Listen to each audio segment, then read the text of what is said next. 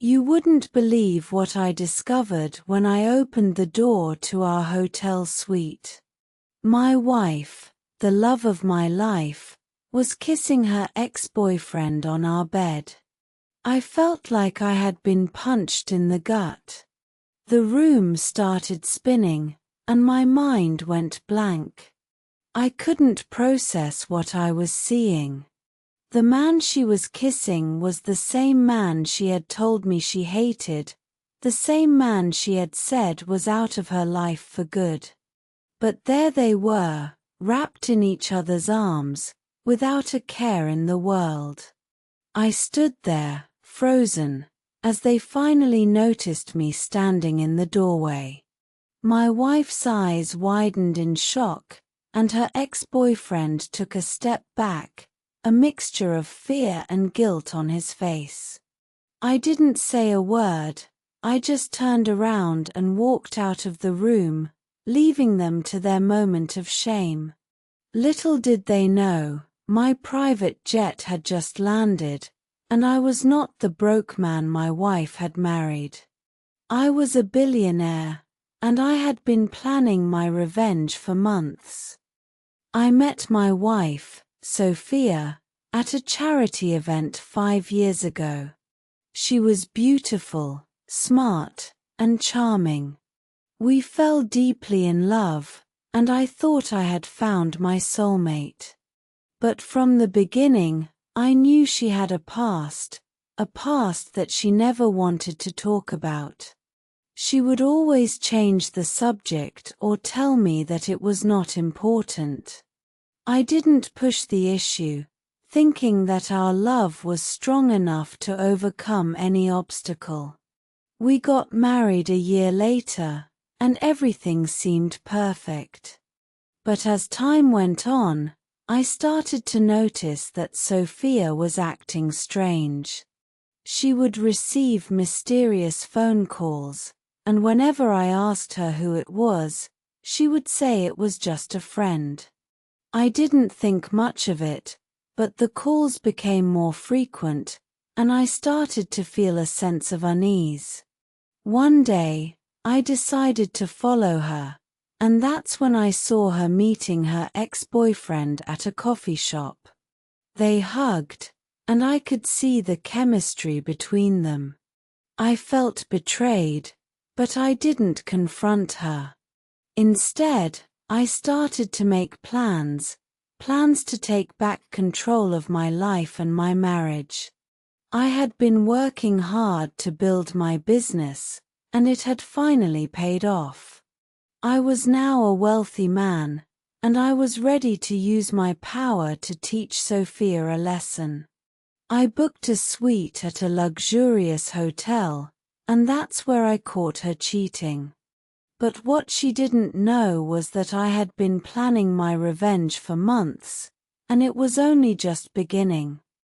I spent the next few days gathering my thoughts and planning my next move.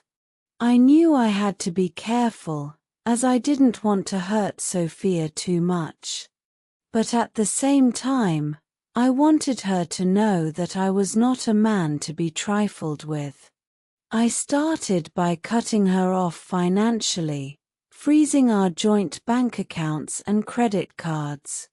I knew this would cause her some inconvenience, but it was necessary. I then hired a private investigator to dig into her past, to find out more about her ex-boyfriend and their relationship. The investigator discovered that her ex-boyfriend was in deep financial trouble, and Sophia had been helping him out, using our money to pay off his debts. I was furious, but I kept my cool. I knew that I had to play this smart, to use my wealth and power to my advantage.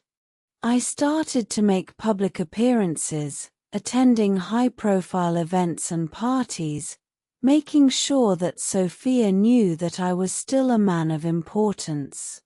I also started to flirt with other women, just to make her jealous. But deep down, I still loved her, and I wanted her back. I wanted her to realize her mistake and come crawling back to me. But as the days went by, I started to realize that maybe I was just being foolish. Maybe Sophia was not the woman I thought she was. Maybe she was just using me for my money, and now that I had cut her off, she was looking for someone else to support her. The thought made me sick to my stomach, and I knew I had to take drastic action. I decided to confront Sophia, to find out once and for all if she was truly sorry for her actions. I went to the hotel suite, where I had caught her cheating, and I found her packing her bags. She looked up at me, and I could see the fear in her eyes. "What do you want, Leonardo?" she asked, trying to sound calm. "I want to know why," I said, my voice firm but controlled. "Why did you cheat on me? Why did you lie to me?" Sophia looked down, unable to meet my gaze. "I was scared," she said. "I was scared of losing you, of losing the life we had built together." "But you were already cheating on me," I said, my anger rising. "You were already lying to me. How could you do that to me, Sophia?" Sophia looked up, tears in her eyes. "I'm sorry, Leonardo. I was wrong, and I'm truly sorry." I looked at her, and for a moment, I felt a pang of sadness. I wanted to believe her, to forgive her and move on. But then I remembered the pain she had caused me, the betrayal I had felt. And I knew that I couldn't forgive her, not yet. "It's too late for sorry," I said, turning to leave. "You should have thought of that before you cheated on me." Sophia called out to me, but I didn't look back. I walked out of the hotel suite, out of the hotel, and out of her life. I knew it was over, and I was ready to move on. It's been a year since I left Sophia, and I've been focusing on my business and my personal growth. I've learned to forgive, but not to forget. I've learned that trust is a luxury that not everyone deserves. But I've also learned that love is a powerful thing, and it can make us do crazy things.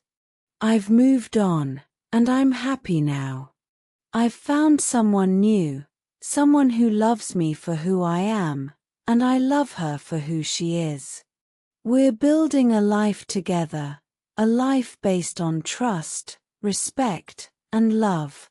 And as for Sophia, I hope she's learned her lesson.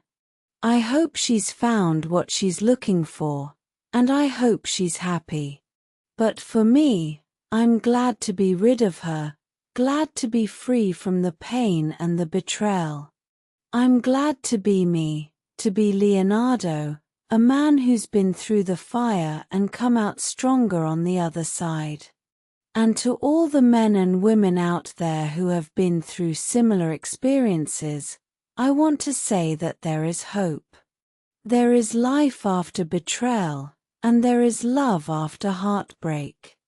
Just remember to forgive, to move on, and to always keep your heart open to new experiences and new love.